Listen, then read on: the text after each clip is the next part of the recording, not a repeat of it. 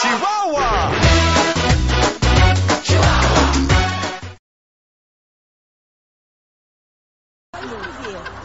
Именно... Щупихте ми пръстите. Сега пръстите. Именно... Щупихте ми пръстите. Сега пръстите. След броени минути от повикването на 166 се... Като гледам колко му е забавно, май не му е за сърце. Ей го е сумиста. Дебеля.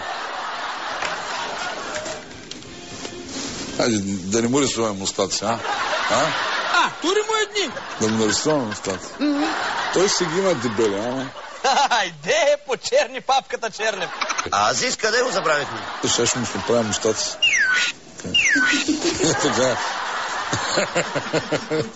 Така, вече съвсем прилича на великите българи. След като посегна дори на Азис и Бойко Борисов, бяхме сигурни, че един ден Неделчо ще си посегне сам. Само не мога да разбера защо слагат тази снимка, където приличам на току-що излязъл от следствието украински бандити. Че сме рисуваме мустаци, аз да не кажа, че само на Бойко Борисов рисувам мустаци. Така. Сега е време за тортата. Сега, мислиш ли, че си толкова смел? Да. Добре, окей. Следващата задача е такава. Хващаш едно парче торт. Да. И целиш момичето, което е най-далеч от теб. 1, 2, 3, хайде, дави!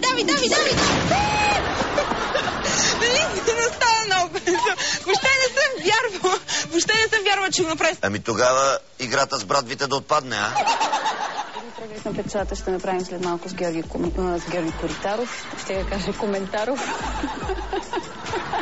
Добре, не е унизително да ти дадат 200 хиляди след като си преживя. Ти не се намесвай, бе.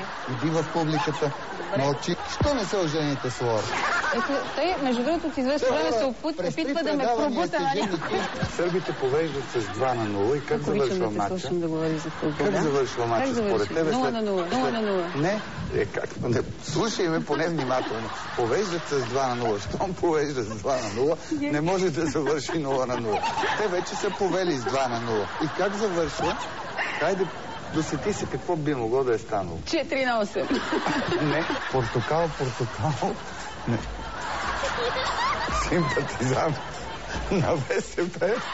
Ще дойде човека, ще си говори с Портокалов и с Вили Кавалджиев, който е симпатизант на СДС. Трима редови симпатизанти.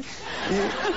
След 8:30 ще ни гостува любимата ни актриса Стоянка Мотахова и режисьорът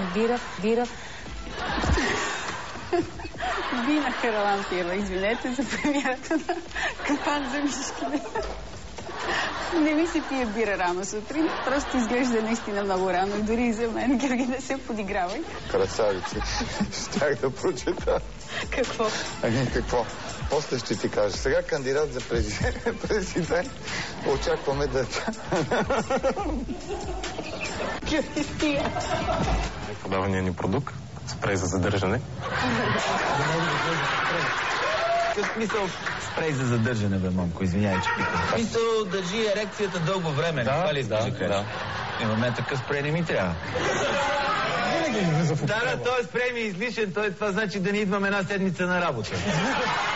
Не знаем дали Милен е ползвал спрея или не, но е факт, че следващата седмица въобще не се вясва на работа. Не вярвате? Ето вижте. В смисъл, как го казваше Милен? Волумето на мин. Волумето на мутето, да. Не се вълнувайте, излишно. Аз очевидно не съм Милен Цветков. Бъдете добри с мен. Имайте предвид, че само замествам. Ние не сме Милен, нито дори сме Цветков. Така, ето малко зрители, ще ви помоля да не ходите пред камерите, че влязахме в господари на ефира. Така, имаме няколко зрители сега тук. Да, ще ги включвам. Аз зрителите включвам. Чакай да кажа. Дами и господа, в ефир сме. Господин Рашков. Господин Рашков. Виж, ние сме били в ефир. Лансия. Да, пак. Това е една страна. На каретите и на гайдите. Каретите и гайдите. Това каретите, а не са каретите. Могат да бъдат и множество. Разбира се, че могат. Едно каре, две карети, много карети. Кой ги знае тия дошланци, на какви карети са им поличките? Това е една страна. На каретите и на гайдите. Каретата и гайдите. Па каретата, а не са каретите. Могат да бъдат и мончета. Сега някой ще каже, че Дидо Мачев е... Обаче не е вярно. Просто е малко разсеян. И просто издава верните отговори. Няма никакъв проблем. Въпросът е обаче, как се казва тази лачипанка, какво означава? Опа, 1100 лева. Опа, лачинка. Лачипанка. Не се е чул какво съм казал, сигурно? Чуй се, а имай предвид, че по принцип не дочуваме. Лачинка. Ураганният вятър, чиято скорост достигна 80 км в секунда... Хей, гледай скоростта! Само жиголката върви по-бързо! Ураганният вятър, чиято скорост достигна 80 км в секунда, остави без електричество близо 1/3 от милионното население на грузинската столица Тбилиси. Аварийните служби работиха извънредно цяла вечер и успяха да възстановят голяма част от прекъснатите електропроводи. Според дежурния диспетчер, всички линии...